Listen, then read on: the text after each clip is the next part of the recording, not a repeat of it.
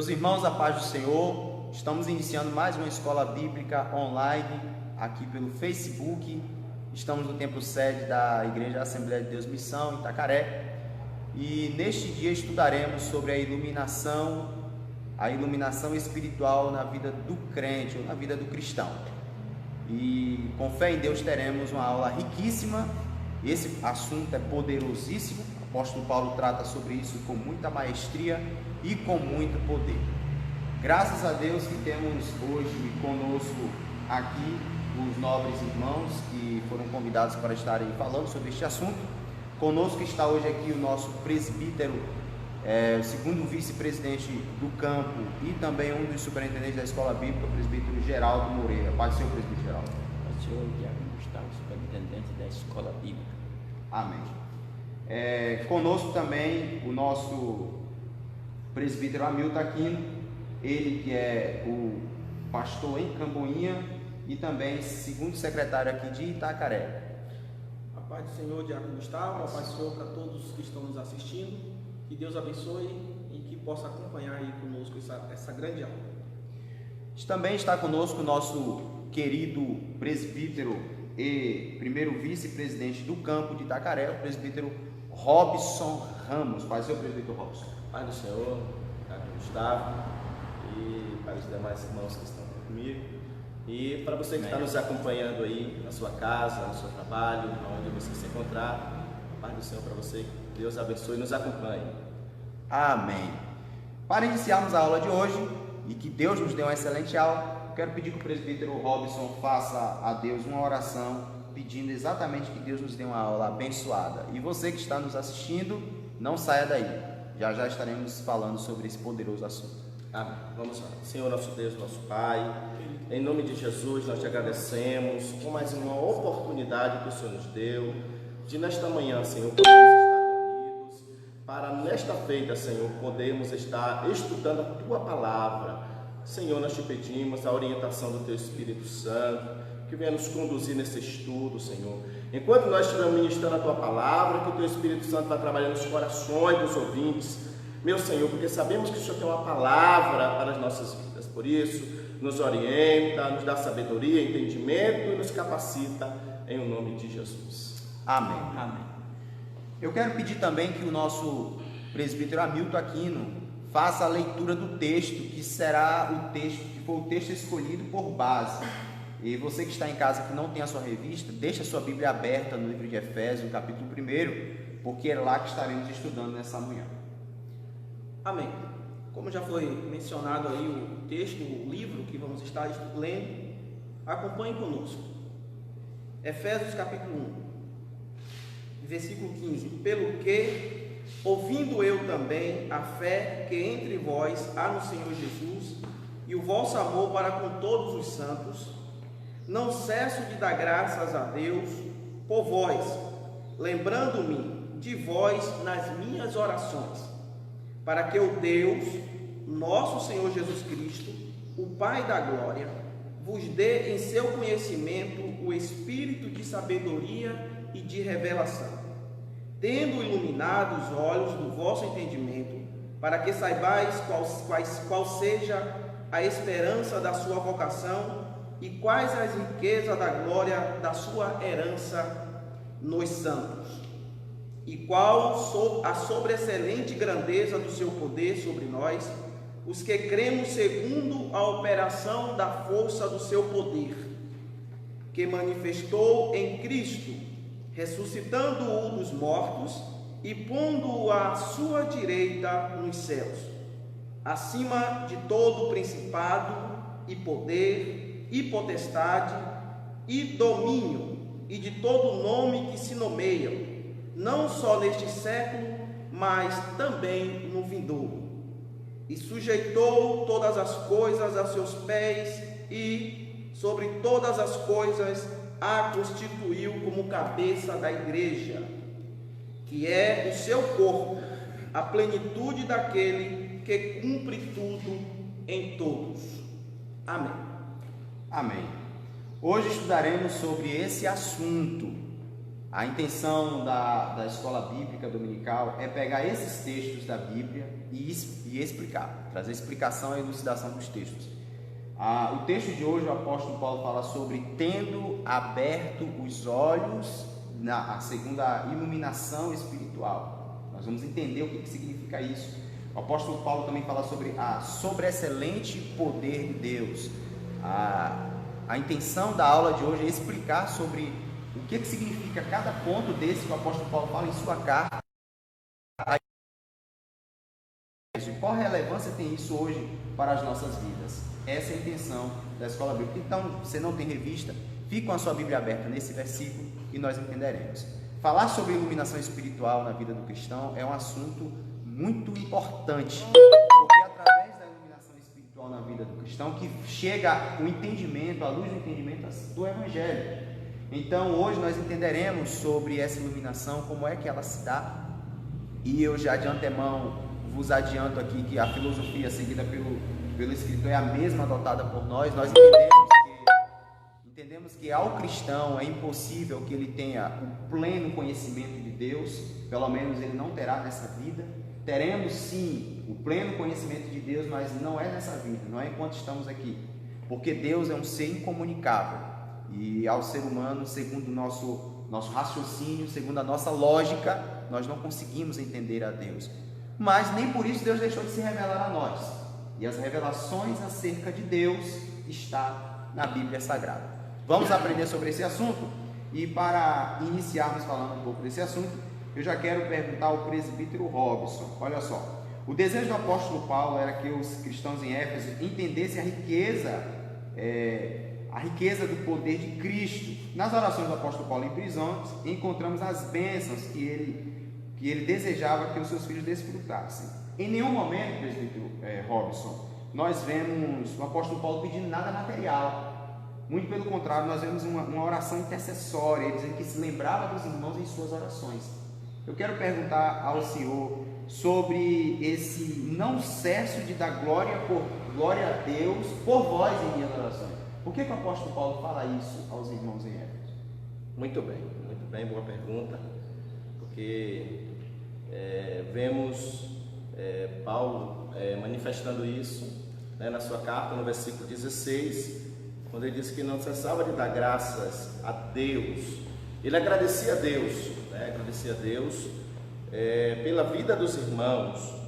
Ele agradecia a Deus, dava graças a Deus por todas as bênçãos que os irmãos tinham alcançado da parte de Deus.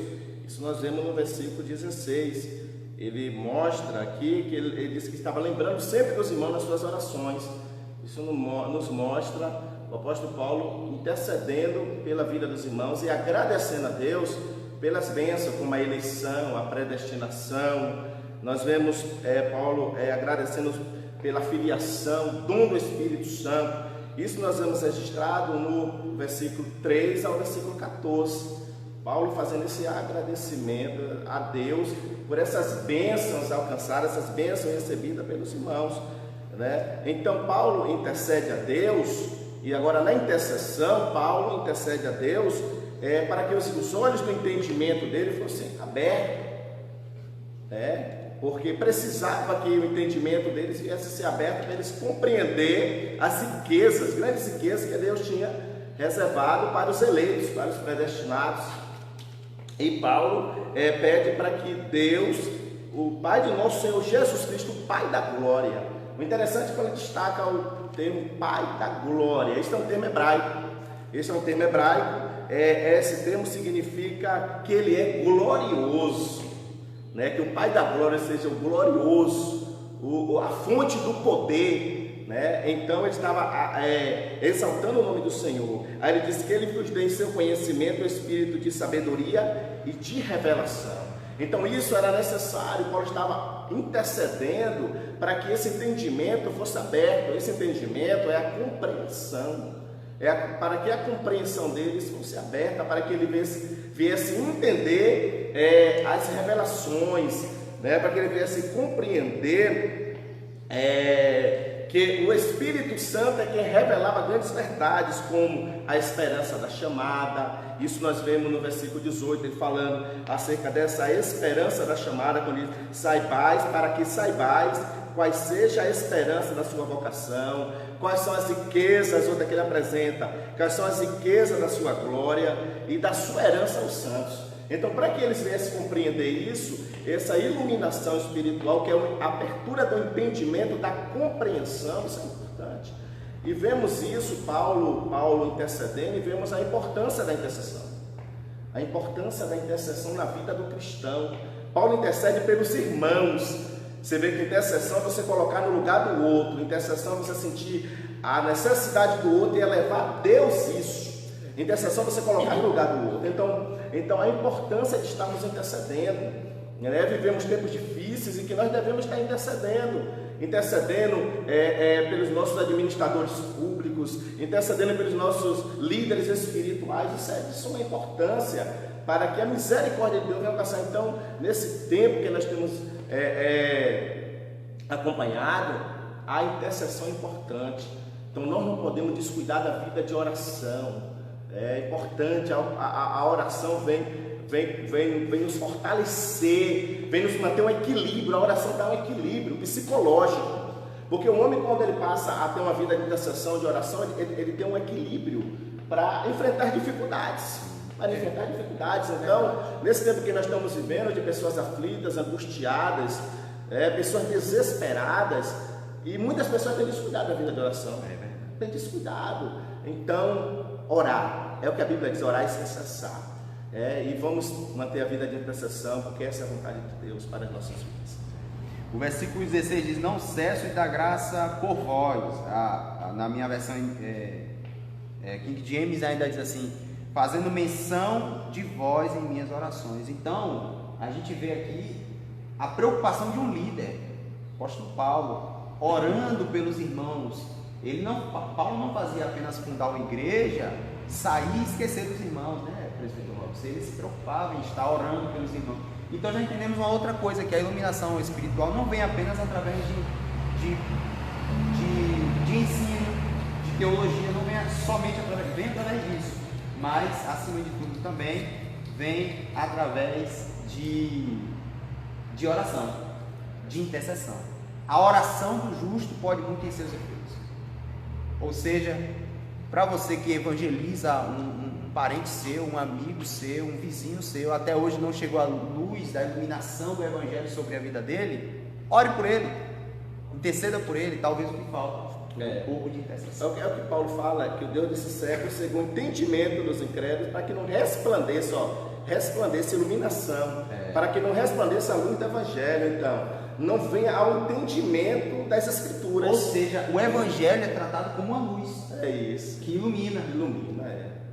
É isso. E é muito interessante, eu fiquei muito alegre em saber quando Paulo, ele também procura a pessoa certa para agradecer, né, pelos irmãos. Quer dizer, praticamente os irmãos já tinham recebido essa iluminação, mas que essa iluminação ela também permanecesse, entendendo? Aos irmãos. Então Paulo diz: eu não cesso, né, de estar agradecendo a Deus, rogando a Deus, pedindo a Deus, né, que cada dia mais fosse abrindo esse entendimento, porque na verdade a gente percebe que hoje uma pessoa ele recebe essa luz, esse entendimento, mas lá na frente ele praticamente deixa essa luz se apagar. Então, para uma luz ela permanecer acesa, por exemplo, hoje uma luz elétrica, ela precisa estar ligada, tá vendo? Então, se a coelba ela é cortada, a sua luz, ela vai apagar. Então, a gente precisa estar sempre, como os irmãos já acabaram de se explicar aqui, está em oração. É verdade. Tá vendo? Se mantém em oração para que essa luz do Evangelho que nos abre o entendimento para Cristo, ela permaneça, e a cada dia permaneça essa luz acesa em Cristo Jesus. Presbítero Hamilton, um filósofo, eu esqueci o nome dele agora, mas o filósofo disse assim: ninguém que acende uma tocha para iluminar o outro continua em trevas. Ou seja, se você levanta, ergue uma tocha para iluminar outra pessoa, automaticamente você também é iluminado. Isso é uma maravilha. Porque a luz do Evangelho é mais ou menos assim: quanto mais você busca iluminar o próximo, você também é iluminado, porque somos luz, somos a luz desse mundo. E que reflete essa luz em nós é Cristo, né? Nós somos reflexo do que Cristo é. Exatamente. E interessante, quando o presbítero Robson estava mencionando aqui a questão da intercessão, eu vejo algo importante aqui na vida de Paulo, que quando ele trata dessa intercessão pela igreja em Éfeso, né, obviamente era para que houvesse um amadurecimento espiritual, né, uma fé robusta em Cristo. E eu não vejo em momento algum, presbítero Robson, os irmãos, o apóstolo Paulo mencionar em bênçãos materiais. Até porque nós estamos vivendo em um contexto, geral, que as pessoas pedem para a gente orar por ela. Orem por mim porque eu estou precisando de uma casa. Orem por mim porque eu estou precisando de comprar um carro. Orem por mim porque eu preciso melhorar de vida. Mas o apóstolo Paulo, ele diz: eu não cesso de orar por vós, pelas bênçãos espirituais pela qual nós vamos estar aqui no decorrer da lição mencionando. Mas o objetivo de Paulo era orar para que houvesse uma fé amadurecida em Cristo, né? Com certeza. É verdade, é verdade. E também interessante quando Cristo ele fala: qual a mulher que perdendo a sua dracma, né, ela não acende a candeia, varre a casa e procura diligentemente até encontrar. Para encontrar essa dracma, que era algo valioso, ela precisava de uma iluminação na sua casa. E essa casa, referindo hoje, é nós que precisamos, para fazer as coisas corretas, as coisas certas, precisamos da palavra de Deus, que nos traz uma iluminação, né, para a nossa casa espiritual, para a nossa vida. Glória a Deus. Olha que poderoso assunto que nós estamos estudando essa manhã. Isso é uma bênção. Paulo diz assim, tem uma parte que eu posso falar assim: quão miserável eu que sou. O bem que eu quero fazer eu não faço, mas o mal que está em mim, isso eu faço o tempo todo. Paulo reconhece, não é que Paulo era um homem desgraçadamente pecador. Ele era pecador, porém, como ser qualquer ser humano o é, mas ele buscava a santificação. Porém, o que acontece é que quem se aproxima dessa luz, que é Cristo, consegue enxergar em si mesmo seus próprios defeitos. É isso que a iluminação espiritual faz. Imagine você, querido ouvinte, você chegar na frente do espelho com a luz apagada. Você enxerga alguma coisa? Com a luz apagada, enxerga? Não enxerga nada. Enxerga. Agora acende a luz, e quanto mais próximo tu estiver da luz, mais você vai conseguir enxergar os seus defeitos. Então, o que faz com que uma pessoa cristão iluminado, olha o que um cristão iluminado faz. O cristão iluminado, ele consegue enxergar seus defeitos.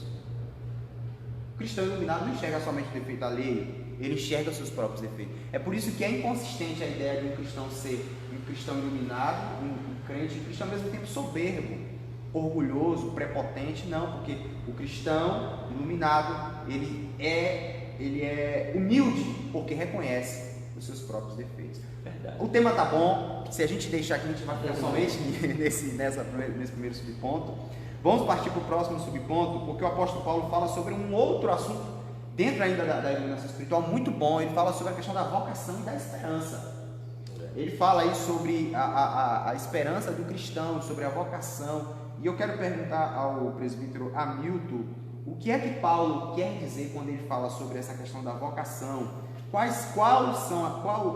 é a esperança e vocação da igreja, segundo a retórica do apóstolo Paulo? Amém. Glória a Deus por esse tema tão importante para os dias atuais, haja vista que a igreja precisa de fato estar vivenciando esta iluminação que adquirimos por meio de Cristo Jesus. E quando o apóstolo Paulo ele trata desse tema, ele está falando justamente dessa iluminação, certo? Porém, falando da vocação e da esperança da igreja, a primeira coisa que nós precisamos entender aqui é o sentido desse contexto de vocação. Sim. Né? A vocação, o significado dela do latim é o mesmo que chamamento, tá? É o mesmo que escolha. E biblicamente, essa escolha, esse chamamento, ela é vista de dois ângulos. Ela é vista de ângulos distintos. Primeiro, ela é vista como um modo geral. Nós entendemos nesse chamamento em modo geral que toda a humanidade, toda a raça humana, presbítero Robson, ela foi convocada por Deus a fazerem parte né, a adquirir ou a participar gratuitamente dos benefícios do Evangelho, agora com mérito em Jesus Cristo. Ou seja, este amor, nós já falamos aqui em outras aulas, que Deus amou o mundo de tal maneira, né? Então esse amor de Deus, né, esse convocamento, este chamamento, esse vocacionamento de Deus para a humanidade, ela é coletiva. Era que todos fizessem parte. Agora o mérito é em Cristo. Porém também nós vemos por outro ângulo, né? O segundo modo que nós podemos enxergar aqui, o apóstolo Paulo especificamente falando aqui agora, é do modo específico. E esse modo específico é quando dependemos unicamente e exclusivamente de Deus para sermos iluminados. E aí que está o detalhe, porque o apóstolo Paulo, ele vai aí ratificar que ele intercede pela igreja, dizendo para que o Espírito Santo, no versículo 18 aí da carta aos Efésios, ele diz, para que o Espírito Santo ilumine os crentes, a fim de saberem qual seja a esperança da sua vocação. Ponto. O que nós podemos extrair desse versículo que Paulo está nos ensinando? É que nós somos a igreja, ela é específica, ela tem um chamado específico a fazerem parte destas bênçãos espirituais de Deus. Por quê? Porque nós aceitamos, nós concordamos em receber estas bênçãos. Então a igreja, ela é vocacionada especificamente por Deus, ela é eleita, ela é escolhida. Nós vamos tratar isso no decorrer desta lição. Então nós podemos dizer aqui que nós já experimentamos, diácono Gustavo, já experimentamos esses privilégios que foram vocacionados para a igreja. Nós já experimentamos esses privilégios. E falando da esperança, o que nós podemos dizer sobre a esperança? A esperança dos santos eleitos em Cristo Jesus, podemos aqui dividir em 3 aspectos. O primeiro aspecto que nós podemos identificar é que Deus chamou pessoas no passado, ou seja, uma chamada em que Ele teve a iniciativa por meio da eleição em Cristo, da qual nós fazemos parte. Então, esta chamada de Deus no passado, ela diz respeito à iniciativa de Deus. Como eu disse anteriormente, o mérito não é humano, é Deus que nos escolhe, é Deus que nos chama, né? Foi Cristo quem nos chamou primeiro. E este chamamento, a Bíblia vai dizer que foi ainda antes da fundação do mundo. Ou seja, nós já fomos eleitos há muito tempo. A igreja é eleita, a igreja é escolhida. Então esse chamamento faz parte de uma esperança da igreja. Então a esperança nossa é que nós já fomos chamados por Cristo ainda antes de conhecer a Cristo, ainda antes de fazer parte dessa predestinação pela qual o apóstolo Paulo está falando e citando durante todo esse contexto. Segundo aspecto que nós podemos extrair aí é que a chamada, ela abrange o serviço e a santificação no presente, isto é, achar-se irrepreensível e viver em comunhão e andar de modo digno. Nós vamos encontrar isso lá no versículo 4, no segundo capítulo de Efésios, versículo 11 ao 18, capítulo 4, versículo 1, que Paulo vai justamente falar desse serviço, dessa santificação. Ei, quem nos santifica é Cristo. Além de Ele nos escolher, Ele nos torna santo, Ele nos enobrece. A igreja é enobrecida por meio de Cristo. É por isso que nós às vezes, chamamos os santos em Cristo, e Paulo vai usar muito essa expressão quando ele vai saudar a igreja. Muitas vezes ele vai tratar algumas igrejas como a igreja, os santos em Cristo que estão em Éfeso, os santos que estão em Corinto, os santos que estão, porque nós somos santos e quem nos santifica é Cristo. E daí tem uma grande responsabilidade, nós como santos, de conservar, de nos manter irrepreensível. Por quê? Porque nós fazemos parte de um núcleo, e esse núcleo foi escolhido por Deus. Esse núcleo foi escolhido para que pudéssemos viver uma vida de santificação, uma vida de pureza, irrepreensível. Ok? E o terceiro aspecto que ainda podemos fechar aqui é que nós temos uma esperança gloriosa, futura, que compreende a vida eterna e a esperança de conhecer Deus face a face. Olha que coisa maravilhosa. Além de sermos vocacionados por Deus, além de sermos escolhidos por Deus, nós temos uma esperança gloriosa e futura de vida eterna. Olha que coisa maravilhosa, irmãos. É saber que Deus tem reservado para nós, né, uma vida eterna. E isso faz parte de um chamamento, de uma escolha. Portanto, eu finalizo dizendo, Diácono Gustavo, que este chamamento faz parte, esse vocacionamento faz parte de uma esperança que Deus nos predestinou a vivenciar, tanto na era presente quanto na era futura. Amém, amém. A Bíblia fala ainda sobre... Tem um texto na Bíblia que diz que não fomos nós quem o escolhemos, foi Ele quem escolheu a nós. Então, no final de cada culto, a gente ouve a mensagem do apelo, né? Alguém chegando aqui na frente dizendo: aceite a Jesus. Na verdade, é você aceitar esse chamado, é você aceitar essa vocação, esse chamado para a salvação. E nesse momento, o apóstolo Paulo não está tratando muito das questões específicas de dentro da eclésia, né? Da liturgia de um culto. Ele não está falando sobre o serviço dentro da igreja, mas está falando sobre um chamado ainda muito maior, que é o chamado para a vida eterna, o chamado para a salvação, a predestinação, a eleição, temas que estudamos na semana passada. É sobre isso que o apóstolo Paulo está falando. Então, você, querido ouvinte, que está nos assistindo, quando ouvir alguém fazendo um apelo para ti, não pense que o camarada está sendo chato, não. Ele está te convidando a aceitar esse chamado a Cristo. E muito interessante, Gustavo, Sim.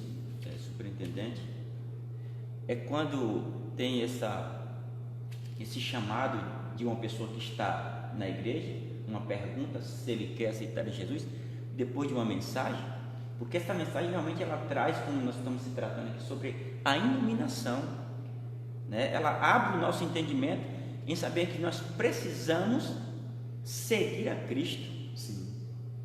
Aí a gente pergunta a pessoa se ele quer, porque depois da palavra, a palavra ela também é como uma água que limpa, que lava, tá vendo? Então, por isso há essa pergunta, tá vendo? Para o ouvinte, porque nós entendemos que a palavra ela abre o entendimento das pessoas. Sim. E às vezes a pessoa diz assim: eu preciso aceitar a Cristo como Salvador. É verdade. Tá vendo? Quantas vezes eu digo, porque eu cansei de ir nas igrejas e depois da palavra eu ficava comigo assim: se ninguém me perguntou se eu queria aceitar, mas dentro de mim, depois da palavra, eu disse assim: esse é o caminho, né, que é Cristo. Eu preciso aceitar a Jesus, porque realmente a palavra ela vai iluminando a nossa mente e vamos entendendo, né, que nós precisamos servir a Cristo. E complementando ainda aí, o apóstolo Paulo ele vai falar justamente sobre isso, presbítero Geraldo.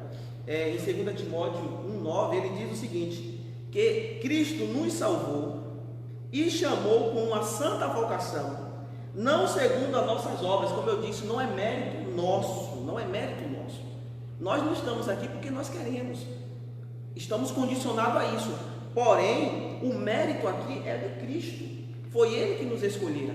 E aí Paulo vai dizer: mas segundo o seu próprio propósito de quem? De Cristo, e graça que nos foi dada em Cristo Jesus antes dos tempos dos séculos. Ele está falando de uma era passada.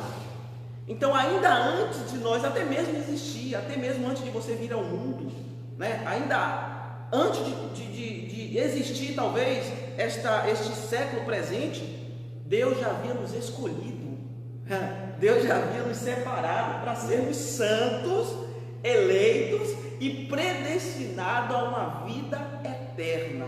Que coisa maravilhosa é fazer parte desta família que já sabe qual é o seu destino. Agora tem um segredo: eu preciso permanecer dentro desse chamamento, desta vocação, porque às vezes somos vocacionados por Deus para determinadas coisas e às vezes encontramos pessoas que abrem mão do chamamento, que abrem mão desta vocação. né? Mas essa vocação precisa estar permanente em nossas vidas. Alguém tem algo mais a falar sobre esse assunto ou podemos partir para o próximo subponto? Amém? Podemos partir para o próximo subponto? Amém. Irmãos, antes de irmos para o próximo subponto, que eu vou fazer uma pergunta aqui para apertar o presbítero Geraldo, ele que é nosso estreante, todo mundo tem que apertar um pouco, né, que estreia. Eu quero antes mandar uma paz do Senhor, um alô para o nosso presbítero Gilvan, a nossa irmã Anitta, ela que também é a superintendente lá do Bairro Novo, Bairro Santo Antônio, nosso irmão Josinael, que é superintendente lá de Morada de Israel, Davi Pinho, que é superintendente lá em Camboinha de Fora, e os demais irmãos. Nosso pastor também está desde o início da aula aí online aqui, já está interagindo conosco. Quero mandar uma paz do Senhor para o nosso pastor Creosvaldo Ramos, e os demais irmãos. A irmã Noêmia, a esposa do nosso pastor, também está nos acompanhando. Ciane, professora, a nossa irmã Vilma, nossa irmã Neilza, Glória Xavier, né? José Silva e os demais irmãos que estão nos acompanhando. Quero mandar um alô para cada um de vós. Eu não sei como é que está a internet hoje na cidade. Eu saí de casa, estava sem internet em casa, que é na Vila Marambaia. Eu não sei como é que está lá. Eu não estou vendo nenhum irmão aqui, com exceção do nosso pastor e da esposa. Eu não estou vendo nenhum outro irmão que seja da Vila Marambaia. Mas, enfim, queremos mandar um abraço, uma paz do Senhor a todos. E quero lembrar para você que entrou agora, estamos estudando sobre a iluminação espiritual na vida do cristão, tá? E dizem aí os arqueólogos, aqueles e filósofos que defendem a teoria da evolução, que fizeram uma certa fogueira, aprenderam a fazer a fogueira para iluminar o ambiente. Só que à noite eles precisavam beber água. E como é que ia fazer agora para poder ir beber água? Porque a fogueira estava no local. Alguns tiveram a ideia de fazer uma tochazinha e levar, e sair daquela cercania e ir um pouco mais adiante. E outros ainda não, continuam naquela fogueira parado na beira do acampamento. Assim é o entendimento das pessoas. Tem pessoas que ficam em volta da sua própria fogueira e não entendem que pode fazer uma tocha e ir um pouco mais adiante. E é isso que o Evangelho faz conosco, nos permite ir um pouco mais adiante. Tem gente que diz assim, que nada, eu nasci assim, vou morrer assim. Desde que eu nasci, a fogueira é aqui. Por que vai fazer tocha para levar adiante? Não, é aqui. Esse negócio de tocha para levar adiante não funciona.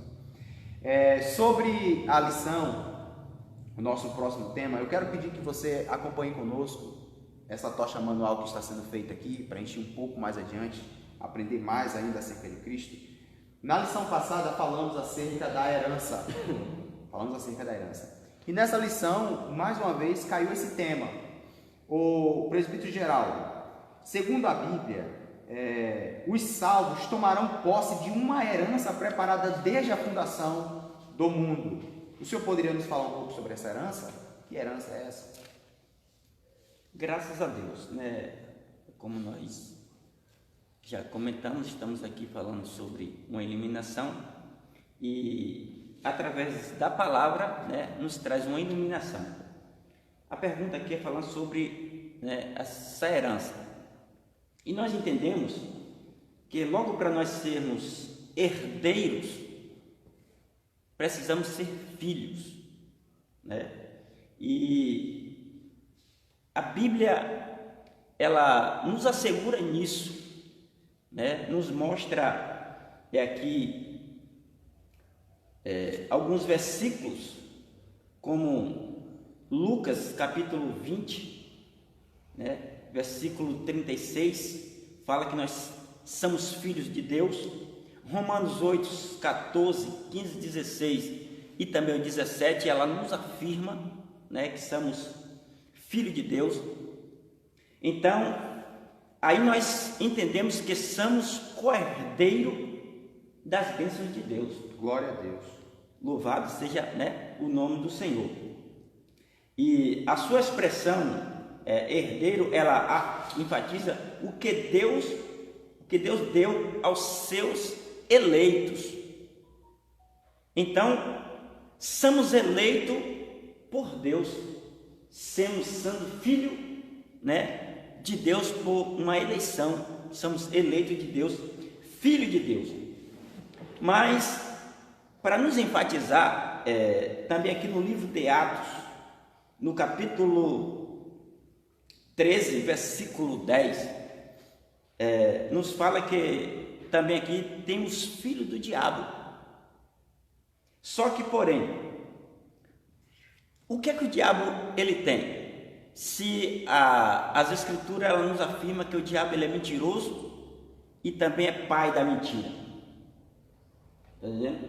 Então, a gente vai ver lá no livro de Mateus, capítulo 4, quando Jesus foi levado ao deserto, Satanás tentando enganar Cristo, dizendo que daria para Cristo, né? Podemos dizer assim, uma terra, todo o reino do mundo, se prostrado lhe adorar, se ele não é dono de nada. Então, para ser cordeiro, primeiramente temos que ser filho, né? E somos filhos de Deus. Então, podemos dizer assim, a riqueza que nós alcançamos, ela vem muitas das vezes por uma herança. Às vezes nós não temos nada, mas podemos dizer assim, às vezes uma terra, uma casa, um carro, né? Às vezes, por exemplo, o pai morre, mas ele tem uma terra. Através daquela terra você é herdeiro, você vai adquirir, né, aquela terra, e através daquela terra lhe traz uma riqueza, que pode dizer assim, hoje na cidade onde nós moramos mesmo, por exemplo, terra é maravilha, né, que tem um terreno, é uma carestia, né, podemos dizer assim. Então ele é beneficiado, né, com o dinheiro daquela terra. Ele é beneficiado com, às vezes, um carro, uma casa. Por quê? Ele é herdeiro e através dessa herança traz essa riqueza. E para nós, nos traz uma riqueza, né, a respeito aqui do perdão. Para nós é uma riqueza, né, o perdão, né, dos nossos pecados, adoção, né, de filho. E nós desfrutamos, né, essa herança no porvir, né, da parte de Deus. Isso aqui, para mim, foi muito interessante estar estudando, entendendo essa lição, e saber que através dessa iluminação, né, e somos eleitos por Deus, nós temos uma herança e não está, né, nem só aqui na terra, mas também no porvir, né, nas mansões celestiais. Glória a Deus. É porque uma vez que fomos alcançados por tal maravilhosa graça, quando o Pai olha para a terra, ele nos enxerga através do Filho. Ou seja, o Filho nos faz. Quando Deus olha, o presbítero Leandro Lemos, quero até mandar uma partição para ele costuma, eu já ouvi algumas mensagens dele dizer que quando Deus olha para nós, ele vê Cristo em nós, né, nos salvos. E por isso, porque o sangue de Cristo nos perdoa e nos purifica de todos os pecados. Então é por isso que somos filiados, passamos a ser considerados filhos. E uma coisa interessante, presbítero Geraldo, o senhor falou aí, sobre a questão da herança, quando o pai morre e tal, o filho passa a ter direito, que independente de ser filho legítimo, biológico, legítimo todos os dois são, independente de ser filho biológico ou adotivo, ambos passam a ter direito à herança, o mesmo direito.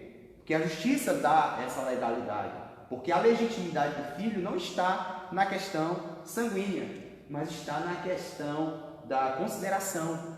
Se o pai adotou aquela criança como filho, o considerou filho.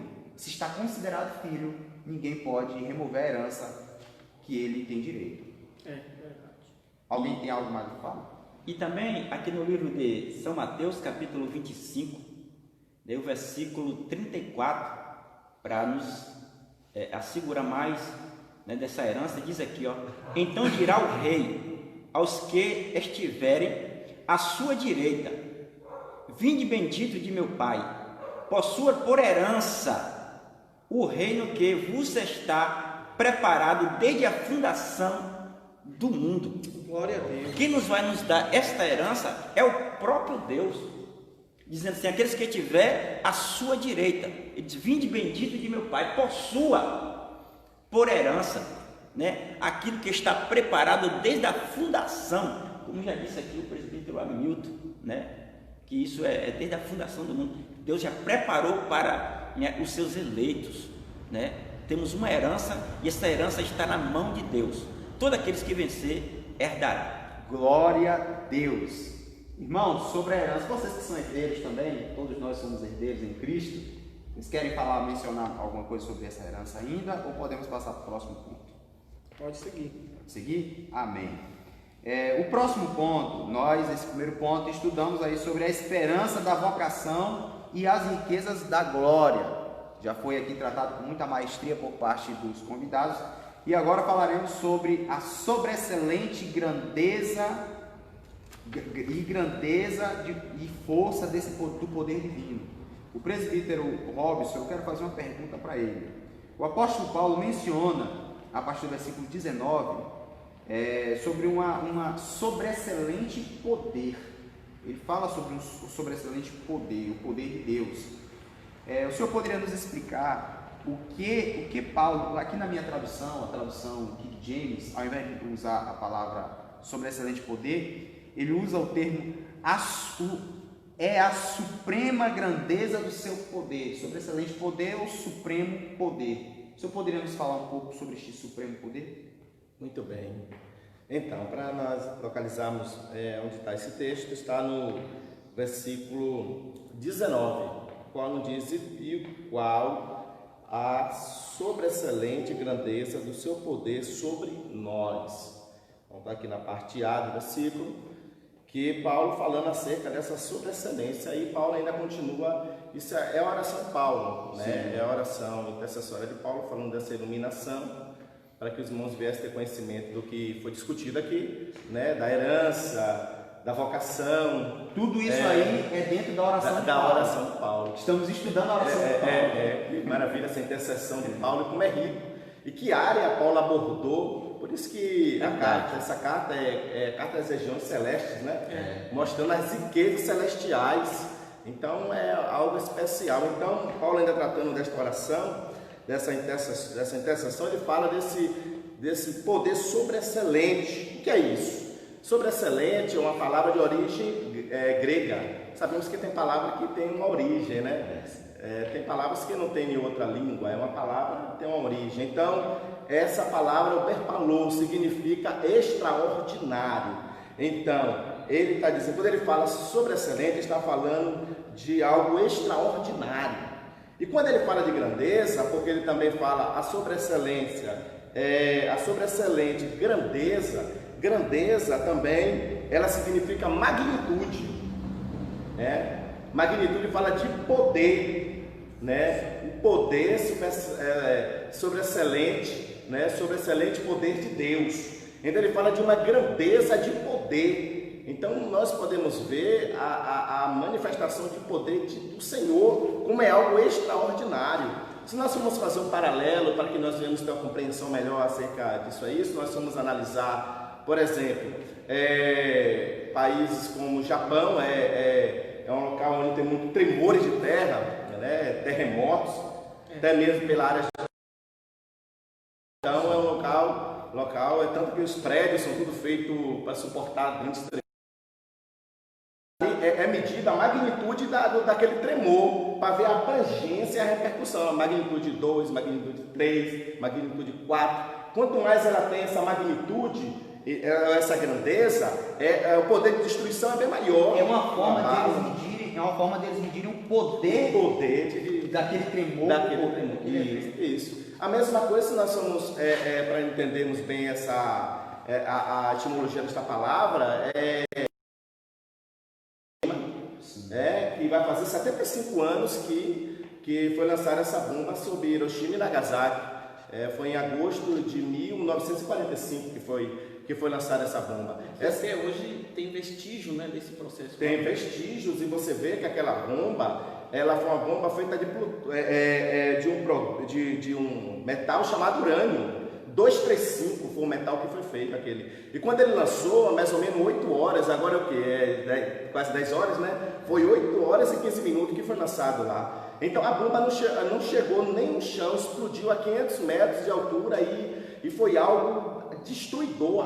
Segundo os relatos, diz que de 1.500 a 3.000 quilômetros, as pessoas sumiam do nada. por causa do poder daquela bomba. A temperatura chegou a 6.000 graus Celsius. Os corpos se desfez, sobrando nada. Entendeu? Então isso mostra uma magnitude, um poder. Isso para que nós venhamos entender o que é essa grandeza, essa magnitude, nós fundamentando no acontecimento, né, do nosso tempo e apontando para a magnitude da sobreexcelência desse poder de Deus. Nós podemos ver isso refletindo na vida do homem. Na vida do homem. A Bíblia aponta para Jesus, na época de Jesus, aquela mulher do fluxo de sangue. Aquela mulher do fluxo de sangue, que coisa maravilhosa. Ali aponta para essa grandeza, esse sobreexcelente poder. Olha, a mulher estava doente, né? Aos 12 anos, né? Que ela sofria daquelas 12 anos, daquela enfermidade. E foi até Jesus. Quando chegou, o que ela fez? Todo mundo conhece, sempre vai ministrar essa palavra. Ela foi com o propósito de tocar na orla das vestes. Ela disse: somente se eu tocar na orla dela, serei curado. E quando ela chega no meio daquela multidão, quando ela toca em Jesus, o que é que de repente Jesus pergunta: quem me tocou? Quem me tocou? Chamou atenção, por quê? Porque quando ela tocou, foi liberado de Jesus algo. Foi liberado de Jesus algo. É isso que nós estamos falando, dessa grandeza, desse poder. Então, quando ela tocou, imediatamente Jesus disse que alguém me tocou, porque de mim saiu virtude de poder. Olha para isso. Então essa virtude entrou dentro do problema dela e resolveu a causa daquela mulher. Então isso nós vemos fundamentado, essa grandeza desse poder de Deus sobre a vida do ser humano. Glória a Deus. O poder de transformar vidas, de mudar a história. Isso é maravilhoso. Então nós servimos a um Deus poderoso, que cuida das nossas vidas, que tem zelo por nós. Nosso Deus é grande, Então vamos confiar no Senhor, porque Ele é fiel e nos dá vitória. Isso, estamos tratando acerca do poder de Deus, para você poder se situar. O apóstolo Paulo fez aqui, o presbítero Robson fez aqui uma comparação com alguns poderes que já existiram aqui na Terra, para a gente tentar comparar. Não tem como comparar? Não, só para dar uma ideia. Só para a gente ter uma ideia, para a gente poder ter uma margem, mas não tem como comparar. Se aqui na Terra existe uma forma de mensurar o poder de destruição, o poder de magnitude, não é de destruição, de magnitude, de eventos considerados catastróficos, tanto como as bombas, como as tsunamis, terremotos, maremotos, tem como mensurar dentro dos céus o poder do eterno Deus, que é dele que emana todo o poder. É impossível contarmos, contabilizarmos, mensurarmos, medirmos. O salmista diz quão profunda são as riquezas do conhecimento, tanto da sabedoria como do seu poder. Não tem como a gente medir. Você vê que esse poder de Deus, ele transcende para o mundo físico. É algo nele que reflete Ele é a fonte. Ele é a fonte e transcende isso, que alcança. O comentarista desse trimestre, no seu livro de apoio, acredito vosso, ele até menciona isso, falando que Paulo é igual quando a gente vai ler Lucas narrando a história de Jesus, Alguns escritores ali, ele vai narrar a história de Jesus e diz que o amor de Deus, que Deus amou o mundo de tal maneira. Ou seja, tem coisas que nós, seres humanos, não tem como medir, porque é algo sobrenatural. Paulo, quando vai mencionar o poder de Deus, ele não sabe em qual escala ele vai botar esse poder. Ele não sabe em qual escala ele vai encaixar essa magnitude. E aí ele usa um termo, que é algo, como o Robson já mencionou aqui, algo extraordinário, sobre excelência. Fala de algo extraordinário, algo que é fora do comum. Então, assim, o poder de Deus, de fato, é algo que é fora do comum. Na lógica humana, nós podemos até fazer comparações, como já foi bem colocado aqui, mas a gente não pode chegar a uma conclusão. Agora tem um detalhe, eu não sei se os irmãos vão concordar comigo. Chegando lá no céu, eu vou vivenciar poderes, emanados dos céus através de Deus lá, que só a igreja vai poder contemplar esses poderes lá. O segredo é ir para o céu, meu irmão. Então tem como a gente descobrir, Basta. Tem que permanecer no barco para ir para o céu. Amém. O assunto está muito bom, mas a gente precisa avançar um pouco mais. Mas vamos continuar nesse assunto, desse poder de Deus. Gente, é um poder que é tremendo. É a partir dele que tudo se move. Logo, se Deus não existisse, nada existiria. Nada existiria.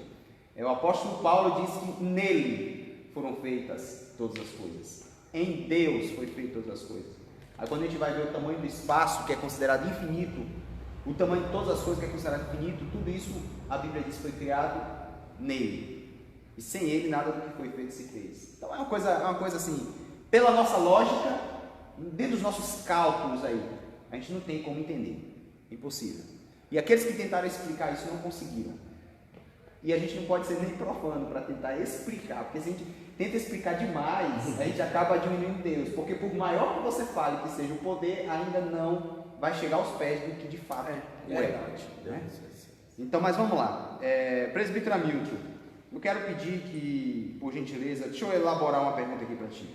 Após o apóstolo Paulo ter tratado sobre essa excelente grandeza do poder, ele vai apresentar ainda uma associação de 3 palavras concordantes entre si. Você poderia esclarecer sobre este poder, Hamilton, para nós? Sim, muito bem essa pergunta.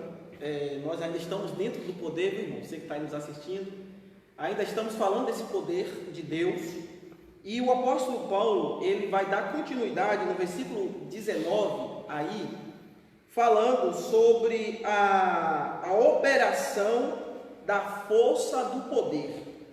O apóstolo Paulo, ele faz uma menção desse vocábulo aí em uma harmonia, em termos unânimes, que tem quase o mesmo significado, porém há uma distinção aí desse contexto. Precisamos entender o que Paulo quer explicar para nós na prática esse poder. Primeira palavra que ele vai usar aí, irmãos, é a palavra operação. Esta palavra operação, ela traduzida para nosso cotidiano, nós podemos entender no contexto de energia, ela pode significar também uma eficácia, e que sinalizam a ideia, Diácono Gustavo, de poder em atividade, um poder que está em ação. E aí nós podemos aqui contextualizar com o que Paulo vai falar na carta aos irmãos em Colossos. No capítulo 1, versículo 29, o apóstolo Paulo diz da seguinte forma: e para isto também trabalho, combatendo segundo a sua eficácia, que opera em mim poderosamente, que opera, ou seja, ele está falando de um trabalho contínuo, né? De algo que age por nós, que está agindo em nós. E essa ação, ela parte do poder de Deus. Tudo isso que nós estamos aqui mencionando, essa magnitude, né, essas bênçãos, essa iluminação, essa predestinação, essa iluminação, são ações de Deus. São ações de Deus. E nós fazemos parte dessa ação, porque nós estamos ligados em Cristo, né? Nós estamos ligados em Cristo. Então, a segunda expressão que Paulo vai usar nesse contexto aí do versículo 19, ele vai usar uma expressão chamada força. Ele diz: na operação da força. Esta palavra força, ela vem com um vocabulário grego que quer dizer kratos.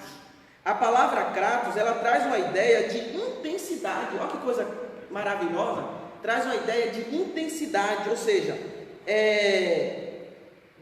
denota assim que todos nós cristãos precisamos viver continuamente na força deste poder, segundo o próprio apóstolo Paulo vai mencionar lá na frente, no capítulo 6 de Efésios, da seguinte maneira: num demais, irmãos meus, fortalecei-vos no Senhor e na força do seu poder. Aí ele vai usar uma expressão que aí eu acho que ele traz uma aplicação muito boa nesse sentido, dizendo: revesti-vos de toda a armadura de Deus, para que possais estar firme contra as astutas ciladas do diabo. Veja que o poder de Deus, ele nos protege, ele nos guarda, ele nos livra. Olha o efeito que tem esse poder, olha o efeito que tem essa força. Por isso que Paulo vai dizer: na força do seu poder, ou seja, é algo que está intenso em nossas vidas. E aí eu trago uma aplicação para você que está nos assistindo, que eu não posso só vivenciar de uma histeria do poder de Deus. Eu preciso viver constantemente desse poder. Eu preciso permitir que essa intensidade seja contínua, seja permanente, esteja emanada na minha vida, no meu comportamento, até porque eu faço parte de um grupo eleito, né? De um grupo santo, e eu preciso demonstrar esse poder nas minhas ações, nas minhas atitudes, no meu comportamento, e assim sucessivamente. E aí, para concluir, Paulo vai falar da terceira palavra. Interessante que ele diz: ora, a operação da força do seu poder. Essa terceira palavra, poder, que Paulo vai usar aqui, é uma palavra grega também, ou hebraica, perdão, que traz o contexto de Ishus. Ishus, ela indica uma ideia de poder inerente. Esse poder inerente de Deus é que está ligado de forma inseparável. Veja, é aquilo que está intimamente unido e que diz respeito ao próprio ser, ou seja, diz respeito à nossa própria natureza, a própria natureza humana. Deus nos fez, Diácono Gustavo, os demais irmãos que estão aqui, Deus nos fez hoje com a natureza espiritual. Nós temos uma natureza espiritual. E nós precisamos entender que, uma vez que fazemos parte deste grupo eleito, eu preciso viver de tal forma.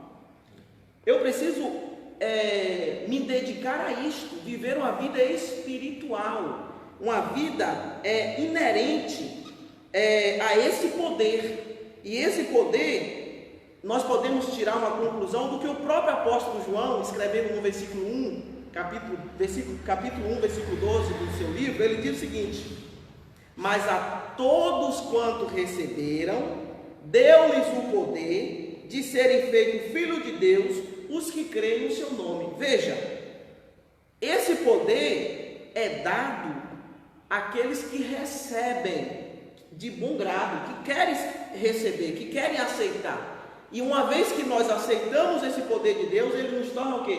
Filho. Olha a força, olha a operação desse poder, de nos tornar filho, uma vez que éramos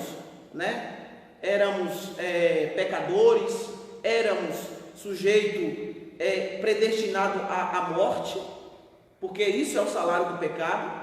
Mas quando nós aceitamos, nós recebemos o Espírito, e esse Espírito é a força do poder de Deus, que está inerente na minha e na tua vida, está inerente em nossas vidas, e esse Espírito é que nos fortalece. Quando Paulo fala desse poder, para nós concluir aqui, na carta aos Efésios, capítulo 6, que ele diz que devemos nos revestir do poder de Deus, como que eu vou vivenciar esse poder na prática? Eu poderia citar aqui, por exemplo, as armaduras que o próprio apóstolo Paulo vai mencionar. Eu preciso viver uma vida de oração, eu preciso viver uma vida pautada na palavra, de meditação, de consagração a Deus. Paulo vai falar do escudo, Paulo vai falar do capacete da salvação, e Paulo vai mencionar tantas armas espirituais que o crente pode usar como defesa contra todas as astutas ciladas do inimigo.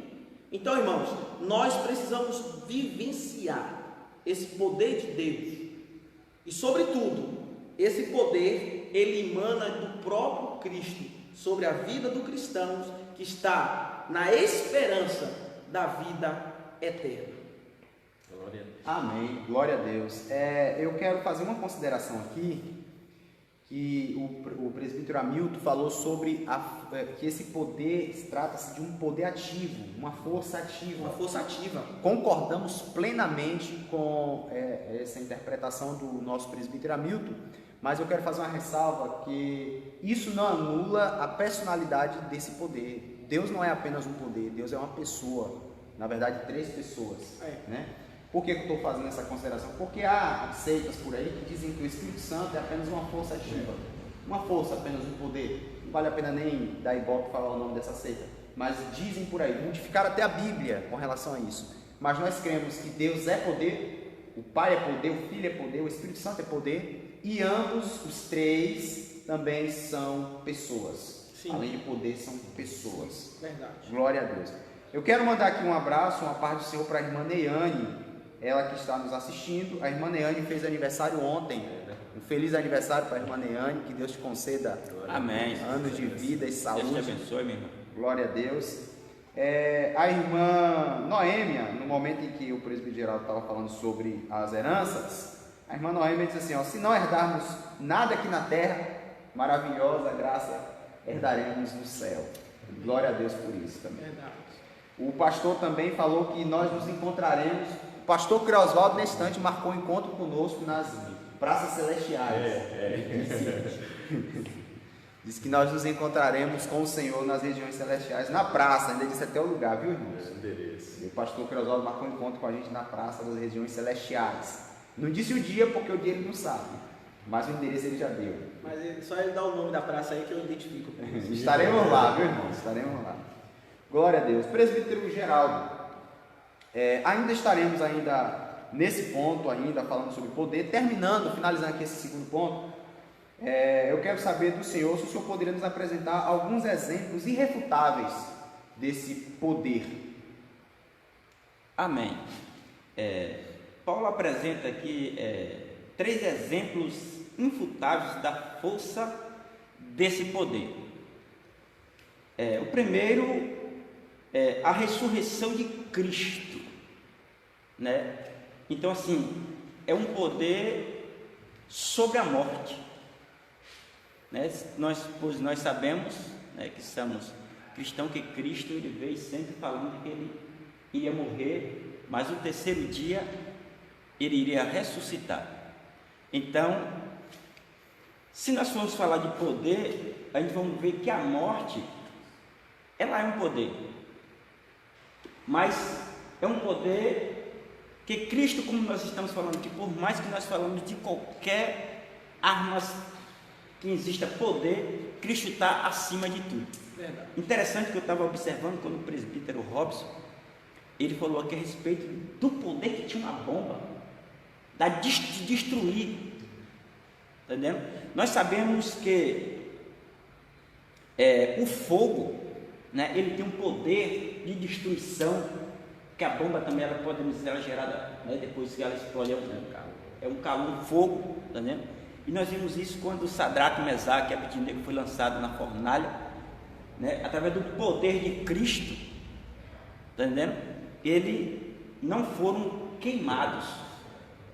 E observando que o rei mandou aquecer 7 vezes mais. E ele falou assim: qual é o Deus que vai livrar vocês da minha mão? É forte. Tá vendo? E ele teve que olhar para dentro da fornalha e dizer: Sadraque, Mesaque e Abednego, servo do Deus Altíssimo, vem para fora. E agora, né, ele entende que ele está abaixo e não tem uma comparação com o poder de Deus.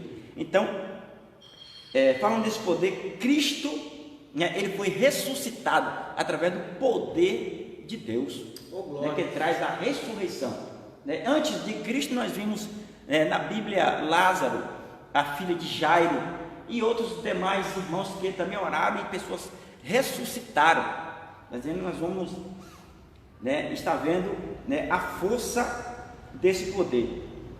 O segundo poder é a sua exceção à direita de Deus. Nós podemos falar hoje um pouco aqui a respeito desse local à direita de Deus. Por exemplo, o político hoje, ele está, né, em uma posição, né, quando ele chega à época dele, né, ele sair, mas ele não quer perder a posição do lugar. Sim. Tá entendendo? Mas Cristo, depois de ressuscitado, né, ele a sua acessão à direita de Deus significa assim uma posição que ninguém mais toma ao lado de Deus, né? E a sua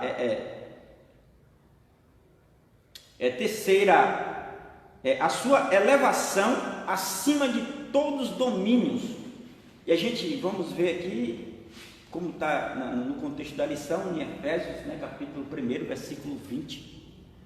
Que ele está acima de todos os poderes das trevas. Nós sabemos que quando no livro de Marcos, capítulo 5, quando ele chega à cidade de Gadara, a Bíblia diz que os demônios que estavam sobre aquele homem, que dominava, já vem se arrastando, dizendo assim: Tu já vieste nos atormentar antes do tempo. Os demônios estavam com medo de Jesus. Do poder, Da autoridade. da autoridade, tá entendendo? Eles já vieram se arrastando, tá dizendo assim, tu já vieste nos atormentar. A presença de Deus, né, aos demônios é um tormento. Então entendemos aí que a força do mal, ela está sujeita ao poder de Deus. Está sujeito. O demônio se sujeitou, disse, tu já vem me atormentar? Ou seja, ele já se sentiu inferior só em ver Verdade. Jesus. E ainda antes do tempo, né? Eu vi, Ele já sabe que tem um tempo estabelecido. Eu vi o presbítero Geraldo falando duas situações interessantes. A autoridade do poder de Deus sobre o poder humano. No momento em que o camarada diz assim, quem é o Deus de vocês que poderá vos livrar? Quer dizer, o poder do rei, o rei pensava que ele tinha o total poder, e ele descobriu alguém que tinha mais poder do que ele. Verdade. Né? E não, esse não foi o único, também o faraó também disse, quem é o Deus de vocês? Quem é o Deus de vocês? E ele também conheceu o poder de Deus. Então, o poder de Deus supera os poderes humanos. Entra a questão da bomba, que o presbítero Robson falou há pouco instante. Nem a bomba de Hiroshima e Nagasaki consegue aí ser superior ao poder de Deus. E o outro exemplo aí é o poder de Deus sobre os poderes malignos, os poderes das trevas. O poder dele está acima, né? Todos os poderes. E iremos ainda mais avante, né, os colegas companheiros aqui, nós vemos que o vento ele tem um poder. E aqui quando a gente lê Mateus 14, a partir do versículo 31, Jesus vai andando sobre as águas. Por quê? Ele vai sobre as águas? Porque os discípulos que estavam no barco, aquele barco já tinha açoitado para o meio do mar, né? Pelo o poder do vento. É forte. Mas Jesus ele começa a andar sobre as águas. Entendeu? Ele começa a andar sobre as águas. É tanto que Pedro, quando observa, ele diz assim: ali vem um fantasma. Aí Jesus disse: não temas, sou eu. Aí Pedro disse assim: Senhor, se és tu, manda-me ter contigo. Ele disse: vem. E ele começa também a andar sobre as águas. Quer dizer, o poder das águas, o poder do vento, né, o poder do fogo, ninguém se compara, nenhum poder. A gente vemos que o vento ele destrói cidades, né, destrói palácios, né, bomba destrói, né, as melhores construções, tá vendo? Mas o poder de Deus não tem uma comparação, né? E hoje nós observamos e ficamos muito alegre, é porque nós fazemos parte, né, desse Deus que tem um poder. Nós somos dominados, né, somos servos, somos filhos deste Deus que tem um poder. Aí nós analisamos, já pensou, quem que quer, por exemplo, brigar com o filho do delegado? Né? Brigar com o filho do presidente? Tem medo, tem uns corajosos aí, né? Eu não tenho coragem, não. Então, somos filhos de Deus e por isso estamos alegres, né, por esta causa. Amém? Glória a Deus. Rapaz, eu quero agradecer ao presbítero Geraldo por essa aula que ele nos deu aqui. Ele falou do poder de Deus que é superior aos poderes humanos, o poder de Deus que é superior ao poder das trevas, e o poder de Deus, ele finalizou falando sobre o poder de Deus que é superior ao poder da natureza. Né? Que a gente vê que tem gente que pensa que o maior poder, não tem nada que se compare ao poder da natureza. Tem um que andou sobre as águas e acalmou o vento e o mar. E o mar é forte. Glória a Deus. Tudo está sujeito a Cristo. Você disse que tinha perguntas aqui? Não, pessoas aí de outros estados assistindo. Ah, tá. A irmã Marinalva, queremos cumprimentá-la com a paz do Senhor, seja muito bem-vinda.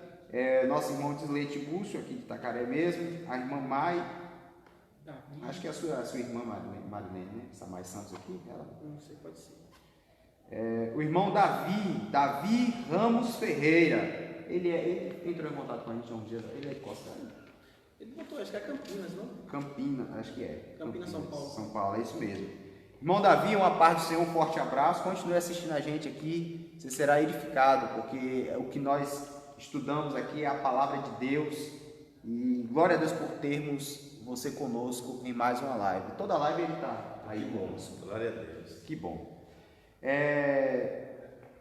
Amém. Cadê Sobre esse poder de Deus, alguém tem algo mais ainda a relatar sobre esse excelente poder? Vamos então para o último ponto da nossa revista e vamos falar nesse momento sobre Cristo, nosso exemplo de exaltação, tá bom? O primeiro subponto vai falar um pouco sobre as primícias dos que dormem.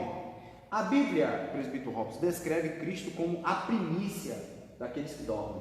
O senhor poderia nos explicar sobre essa expressão utilizada pela Bíblia, pelo apóstolo Paulo? Por que Cristo é a primícia dos que dormem?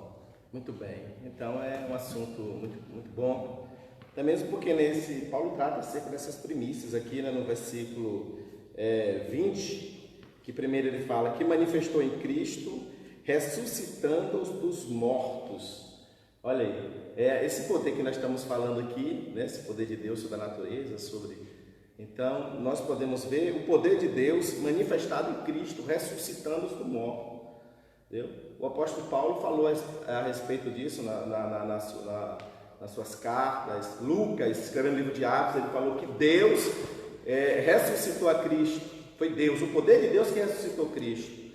Então apresenta Cristo como primícias, o primeiro a ressurgir, a ressuscitar.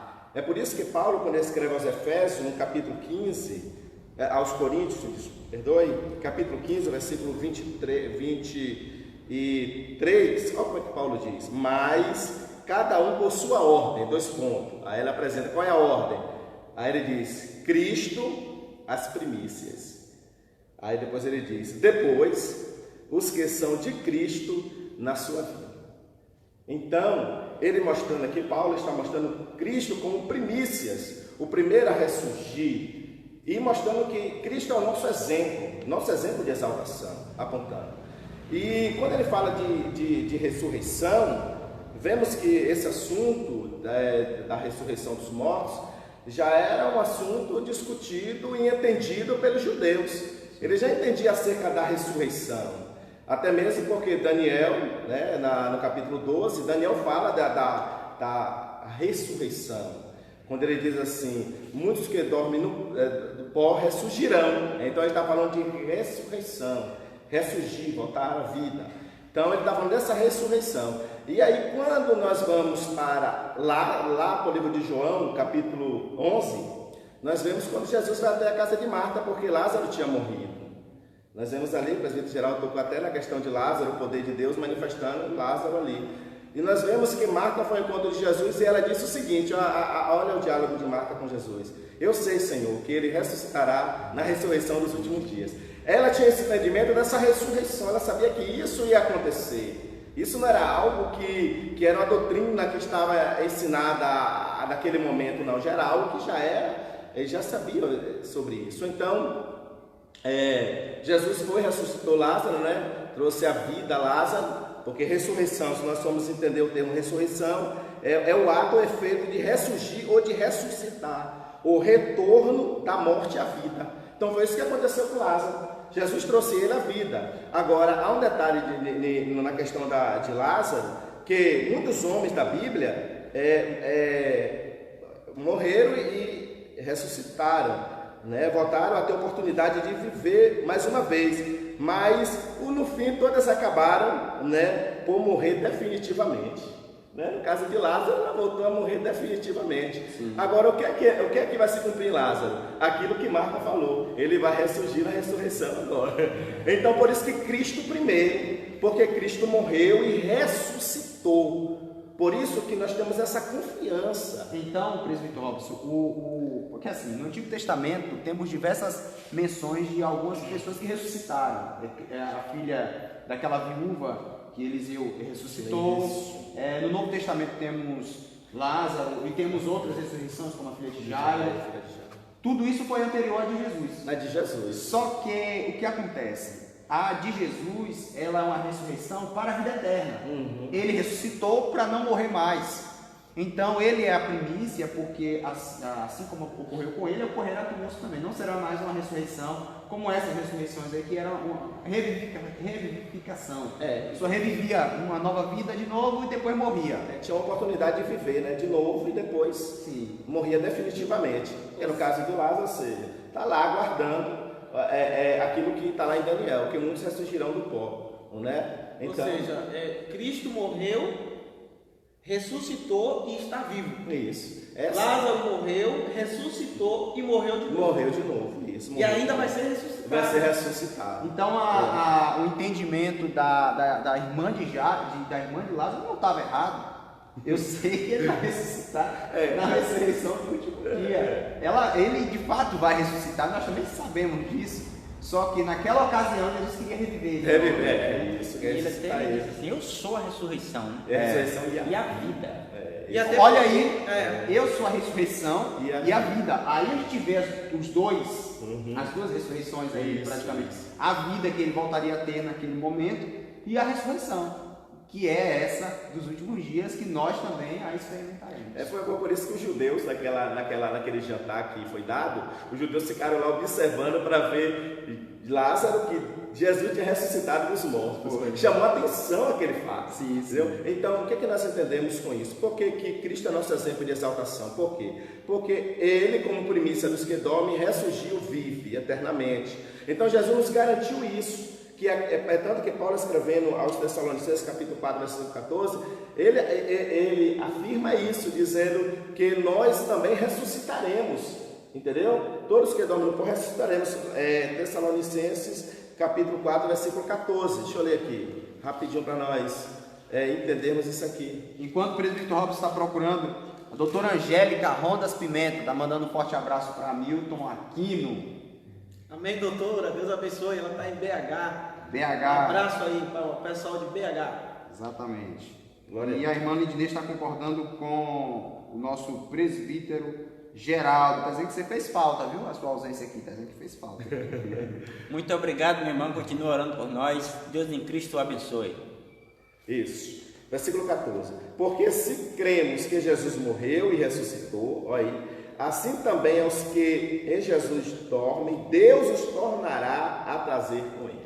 Então isso é a nossa redenção garantida, a nossa ressurreição garantida, e mostrando que nós venceremos a morte, assim como Cristo venceu a morte. Esse Cristo foi primícia, porque ele venceu a morte. Então isso apontando que nós também venceremos a morte não vai nos deter, porque ressurgiremos. Amém? Essa é a garantia que nós temos. Por isso que vale a pena ficar firme no Senhor, porque nós temos ricas promessas. Então vamos ficar firme. Não deixe que essa pandemia venha te trazer frieza espiritual, não.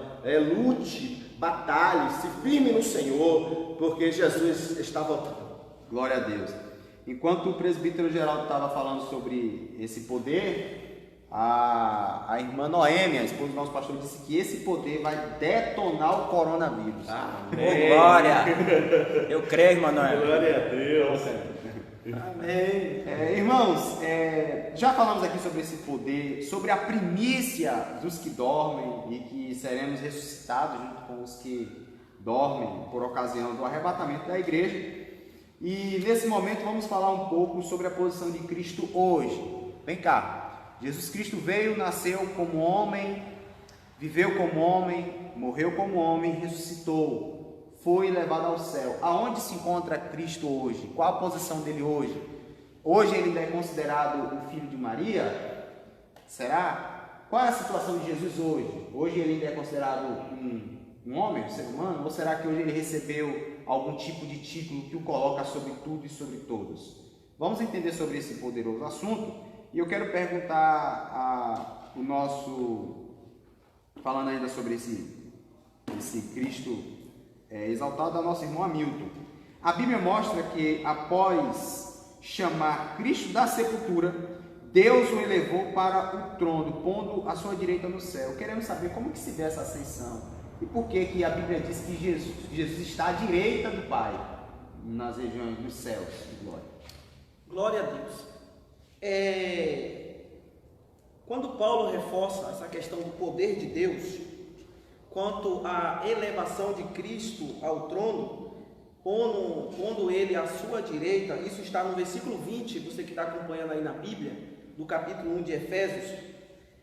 O que está em foco aqui nesse versículo, irmãos, é essa ascensão de Cristo em referência a uma promessa messiânica, se nós voltarmos um pouco à Bíblia, nós vamos encontrar uma promessa messiânica do salmista. No Salmo 110, o salmista Davi, ele vai dizer da seguinte maneira: disse o Senhor ao meu Senhor, assenta-te à minha mão direita, até que ponha os teus inimigos por escabelos dos teus pés. Veja, Cristo foi-lhes dado todo o poder nos céus e na terra. Aqui na terra, ele estava como homem. A gente costuma dizer dentro da teologia que ele estava 100% homem e 100% Deus. Porém, lá nos céus, ele está 100% Deus e, sobretudo, com autoridade que ele sempre teve, que ele sempre foi filho de Deus, né? Ele sempre foi Deus.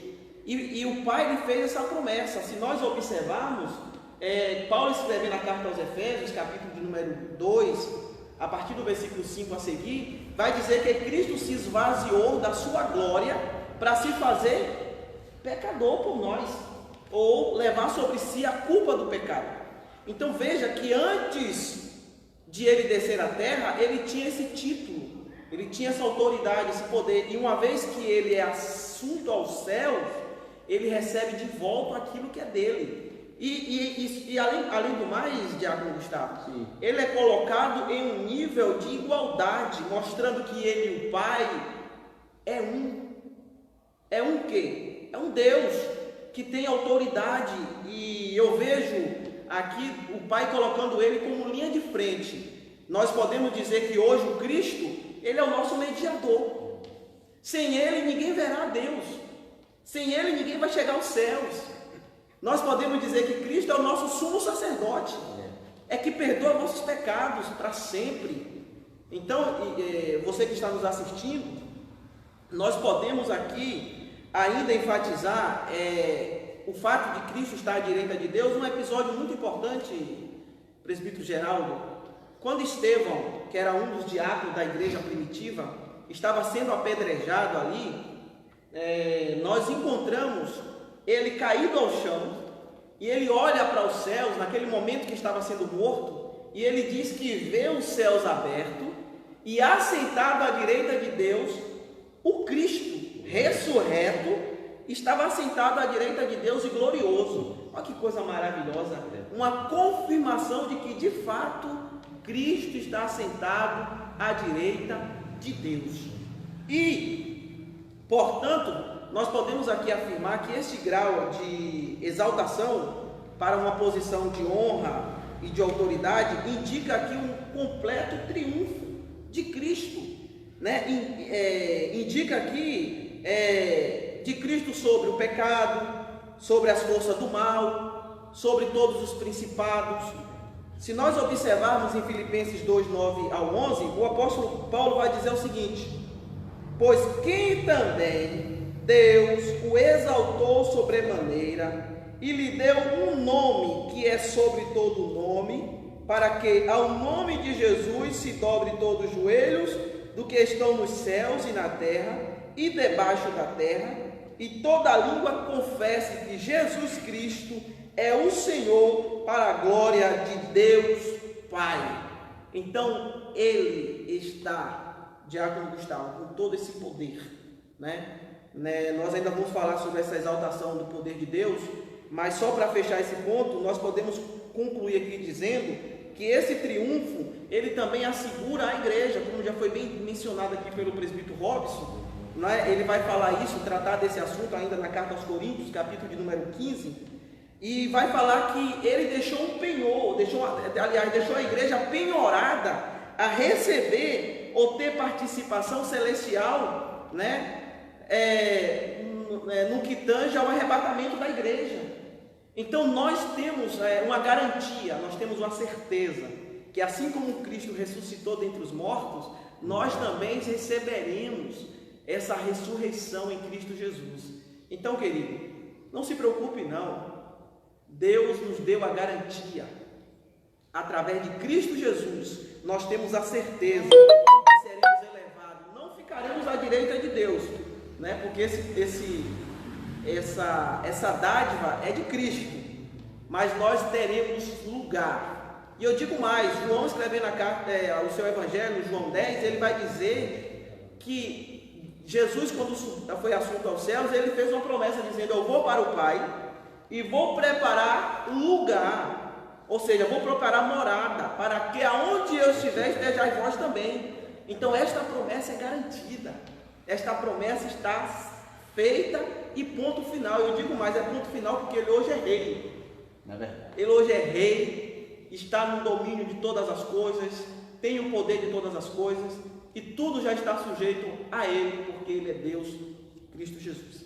A doutora Angélica está dizendo que ele vive e está acima de todos, e ninguém vai ao Pai senão por meio dele. O nosso pastor, ele está nos corrigindo, viu? O pastor disse que ele não vai morrer não, que ele vai ser arrebatado. Olha, glória a Deus também. Essa é a nossa esperança. É isso. Lindinês está parabenizando aqui os professores, dizendo que cada vez as aulas estão melhores. Glória a Deus. Gilvan disse que voltou, a internet dele tinha travado, mas agora ele está aí de novo. Espero que não tenha perdido muito. Depois assiste de forma de vídeo salvo aí no Facebook, e vamos salvar esse vídeo. O irmão Davi está pedindo orações. Amém. Estaremos orando por ti, Davi. Presbítero Geraldo, ainda falando sobre essa exaltação de Cristo, queremos te perguntar como que se dá essa exaltação de Cristo e quais são os benefícios que a igreja tem por meio dessa exaltação de Cristo. Glória a Deus. Cristo é exaltado sobre maneira. A gente observamos que a gente vê algumas pessoas com certos nomes que foram grandes homens, que é citado até hoje, mas como diz as Escrituras, que Cristo foi exaltado, de uma certa maneira que não existe nenhum nome. Hoje a gente vê muitas pessoas: fulano é um bom nome para a política, é bom nome para isso, bom nome para aquilo, mas Cristo, ele foi exaltado de uma maneira sobre todos os nomes, todas as potestades, tá vendo? Então, eu quero muito me assegurar aqui, quando a pergunta do nosso superintendente Diácono Gustavo, qual o benefício que a igreja ela recebeu sobre essa exaltação de Cristo, de tal maneira dele ser o cabeça da igreja. Glória a Deus por isso. Analisando esse texto, eu pude perceber que muitas pessoas ele conseguem viver sem as pernas. Eu já vi pessoas, e você talvez conheça, pessoas que não têm nenhuma perna, vivem na cadeira de rodas sem as duas pernas, sem os braços, sem olho, sem orelha, mas sem a cabeça não consegue viver. O nosso corpo, ele tem vários membros do corpo, braço, perna, mão. Só que, porém, nós observamos que nós perdemos alguns membros do nosso corpo, mas se perder a cabeça, não tem como viver. Tem um ditado por aí que a pessoa diz que existe uma mula sem cabeça. Isso é lenda. Existe não. É lenda. Não tem como não. Não existe, irmãos. Não existe a mula sem cabeça. Então, observando, Cristo é o domínio da igreja. Então, essa é a exaltação da igreja, é saber que Cristo é o cabeça, é onde vem a formação das coisas, do pensamento, de onde você vai, de onde não vai, os projetos, tá dizendo? Então, essa é a riqueza da igreja, em saber que somos eleitos, em saber que temos uma cabeça, e essa cabeça é Cristo que domina. Como eu falei, você pode perder perna, pode perder braço, pode perder alguns membros do seu corpo. Agora, se você tirar a cabeça, você morre. Ei, Geraldo, e tem uma linguagem metafórica para alguém que enlouqueceu, que diz assim: rapaz, fulano perdeu a cabeça. E vivemos, assim, eu não vou dizer a igreja, porque a igreja é invisível, a igreja é santa, é imaculada, mas assim, existem algumas denominações que parecem perder a cabeça, algumas coisas que são criadas, algumas coisas, metodologias que fogem de princípios bíblicos, prova que o cabeça não está lá. Que se o cabeça está, ninguém enlouquece. E interessante o presbítero Geraldo falando aí de Cristo ser o cabeça da igreja. Isso é muito importante, porque uma vez que ele é o cabeça da igreja, aí aonde está naquele versículo diz que as portas do inferno não prevalecerá contra a igreja do Senhor, né? Porque Mateus 16, versículo 18, né, que ele disse que chamando Pedro, ele disse assim: tu és Pedro, né, e edificarei a minha igreja na pessoa de Pedro. Tá dizendo? Então ele disse: as portas do inferno não prevalecem contra a igreja. Interessante, quando o diácono Gustavo, superintendente da escola, ele fala assim, quando às vezes a pessoa diz: fulano perdeu a cabeça, isso dá um sentido de raciocínio, de desequilíbrio, de pensar. Mas Cristo, a igreja jamais perde esse domínio, porque Cristo é o cabeça, né, da igreja. E eu fico muito satisfeito em saber que eu sou membro, né, deste corpo, né, que Cristo é o cabeça. Então a igreja eleita, ela se sente muito à vontade em saber que Cristo é o cabeça da igreja. E o fundador da igreja é Cristo, né? Na verdade, foi um grande projeto e Cristo que veio e comprou, né? Sim. Ele foi o fundador da igreja, né? Por isso que lá que nem você citou Pedro, né? Falando que pedra pequena, Pedro, e Cristo como pedra principal. A pedra de esquina. Isso, como a fundamental, né? Para a formação do reino de Deus. Isso que tudo está ligado. Aí a ideia do cristianismo. Do cristianismo. E fazendo alusão à questão de Cristo, é uma coisa que sempre vemos no Novo Testamento, e às vezes ficamos assim perguntando a questão que quando Cristo usa o termo sempre o Filho do Homem, sempre quando ele se destaca, ele sempre, quando estava na sua missão, ele sempre identificava assim, né? Sim. E é um termo bem assim, o Filho do Homem, nos traz uma ideia daquilo que está escrito no Velho Testamento. Por exemplo, quando Daniel sempre apresentava e dizia: estava um semelhante ao Filho do Homem. Então, ele identificando aquele Filho do Homem, identificava que era Cristo, apontava para Cristo. A pessoa identificava como Filho, ele estava lá, entendeu? Verdade. Então, mostra assim a grandeza do nosso Deus e a exaltação. E só concluindo aqui, né, quando diz aqui no livro de Mateus, como já foi citado aqui, as portas do inferno não prevalecem contra a igreja, tá dizendo? Então, isso para nós, como igreja, que a igreja ela não é o templo, né? A igreja somos nós, tá dizendo? Saber que o inferno não tem autoridade sobre o povo de Deus, né? E aí a gente vemos Davi no Salmo 23 dizendo assim: ainda que eu andasse pelo vale de sombra e morte, não temeria mal algum, porque o Senhor está comigo. Olha a luz, como nós estamos estudando aqui, do entendimento. Como o superintendente do nosso irmão Gustavo falou, né? Como assim, a pessoa perde a cabeça. Quando você perde o entendimento, Davi ele se assegura. Ele diz: ainda que eu andasse pelo vale da sombra de morte, não teme mal algum, porque o Senhor está comigo. Ele acreditando, a luz do entendimento, né, do Evangelho traz essa segurança. Então ontem eu até postei um vídeo, né, a gente falando, as pessoas estão com medo desse Covid-19, tá entendendo? Então assim, desesperado. Mas quem tem a certeza, né, eu quero parabenizar a irmã Noemi, que o poder de Deus esmagará esse coronavírus, né? Nós temos que entender esse poder, né, que a igreja, né, tem também, né, assim, de não temer, porque sabemos que Cristo está conosco. Só acontece se Cristo permitir. Glória a Deus. Alguém tem algo mais a falar? Chegamos ao término dessa aula, mas antes de encerrarmos, precisamos lembrar a cada um de vós que a luz do entendimento não está fechada, está aberta. Na verdade, a boa obra que o Senhor Jesus iniciou em nossas vidas, Ele vai aperfeiçoando a cada dia mais e mais. Nos últimos dias, eu passei a ter um conhecimento de Deus de uma forma um pouco ainda diferente, talvez um pouco até melhor, uma forma até mais íntima. Eu percebi que Deus é perfeito, Deus é perfeito. E cada situação que nós vamos vivendo, nós temos que aprender. Vamos aprendendo.